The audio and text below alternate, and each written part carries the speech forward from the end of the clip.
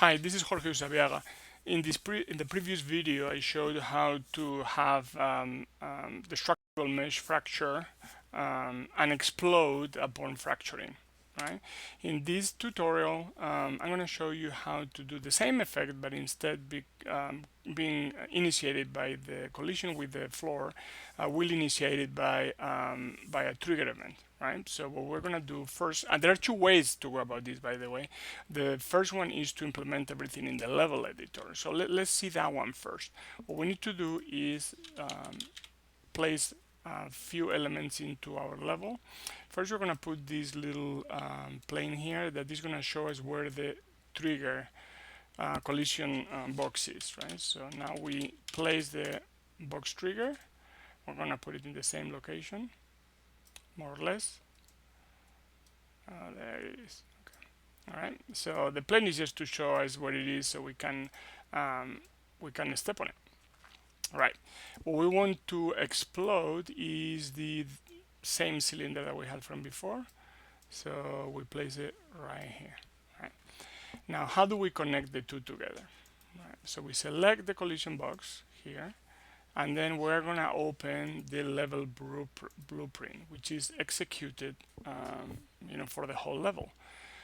If you right click, because we have the trigger word selected in the level editor, when we type in on begin overlap here, we have this event placed in specifically for the trigger box. Right? Now, if we go back and now we select this destructible cylinder, and we come back here, if you right click on the event graph, the third option here is create a reference to the shape cylinder DM, which is what we need.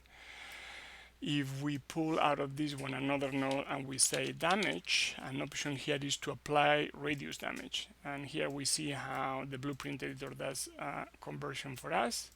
We place it here, and we want to apply this damage at the location of the cylinder. So we do get world location. Okay, we're going to apply the damage that is sufficient to cause the fracture, let's say 10, and the impulse strength, we're going to use the same impulse value that we used in the previous example. Compile, we come here, we're going to test it. As soon as we step on the trigger, we see how it fractures.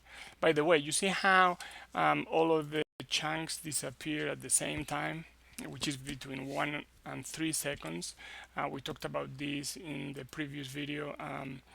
Based on this lifetime min and max. The reason why all the chunks disappear at the very same time is because they all have the same level of detail, right? So the time at which they disappear is computed as an interpolation between these two values, min and max, but it depends also on the level of detail. Since all the chunks have the same level of detail, they all disappear at the very same time.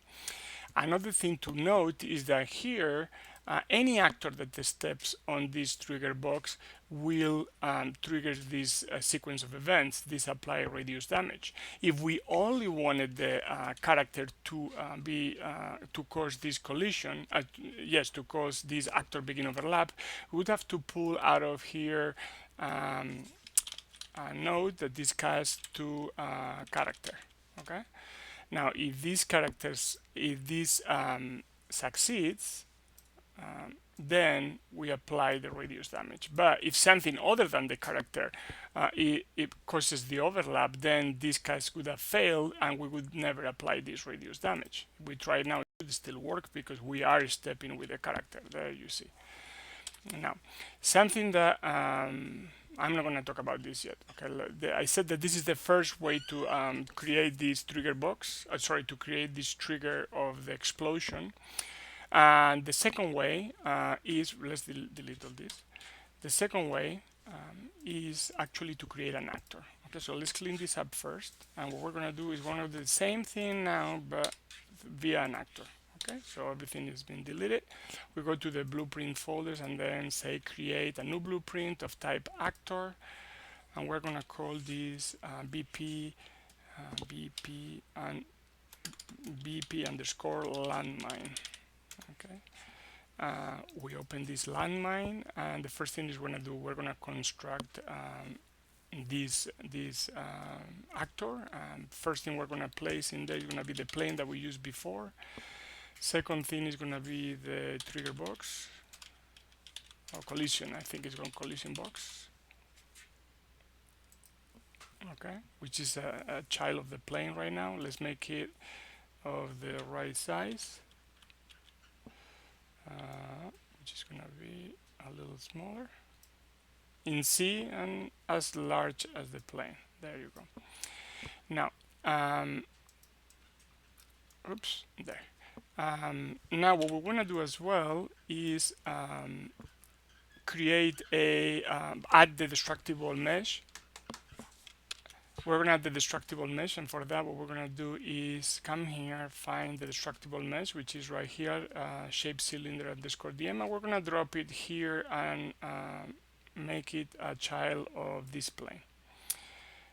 Let's make this big again. It appears really big.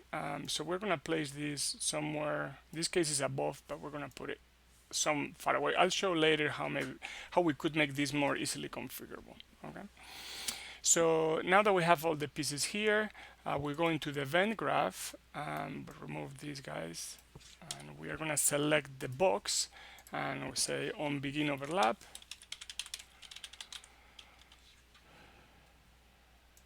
Here for the box. What we are going to do is we're going to apply the radial damage to the cylinder, right? So we come here and we say we type in damage and we see apply radius damage as we saw in the level editor. We're going to apply this at the origin of the cylinder, not at the origin of this actor, because remember that the cylinder, if you look here, is displaced from the origin of the actor, which is right over here. Right? Actually, we could make the plane be the root of this actor. Okay, we go back here and we're going to get the get world location.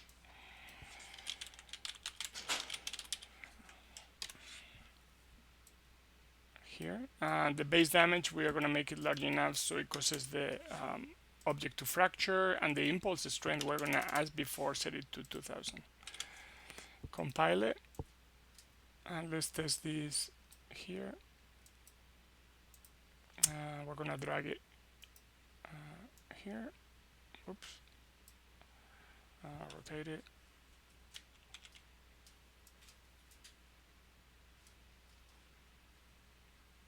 Okay, we could scale that, so it looks exactly like the other one, but we'll do that later. Make it a little higher, and let's test. So that one explodes, and that one explodes as well. Okay, and they all disappear after a certain amount of time. We'll go over here, go to the viewport, and we see how that one is being squeezed. We want to scale in the Z-axis, and let's make this scale by 3. And so that should look more like it does the other one. It's actually maybe should be a scale only by 2. Compiled, it looks better. Okay. So now, if we want to, we could have another landmine and just bring another one over here. Right. So we have another one over there. Make it a little higher, and that one explodes. You see how easy it is to duplicate now this, and we go over here, this one explodes as well. Okay, and they all disappear because we have that debris timeout enabled.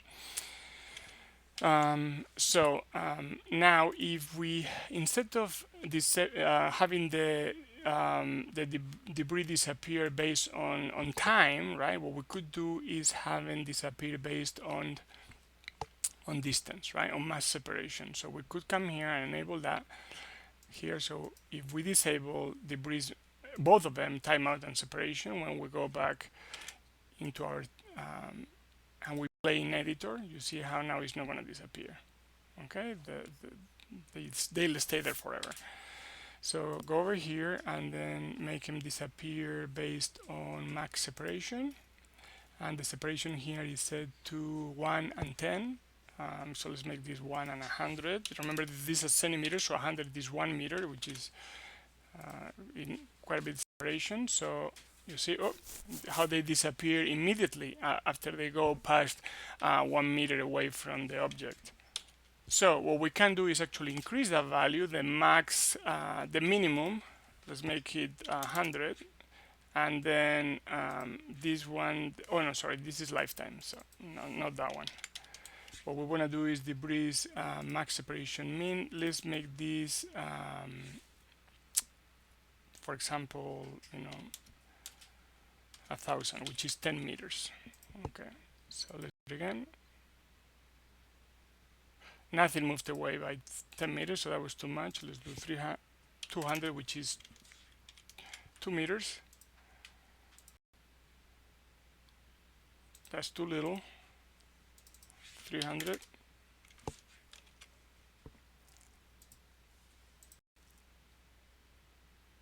Okay, so you see how if you have a large explosion that will send the debris out of sight, right? This is a good way to remove that debris when you don't see it anymore. Okay, so that's it for this tutorial. Thank you. Bye.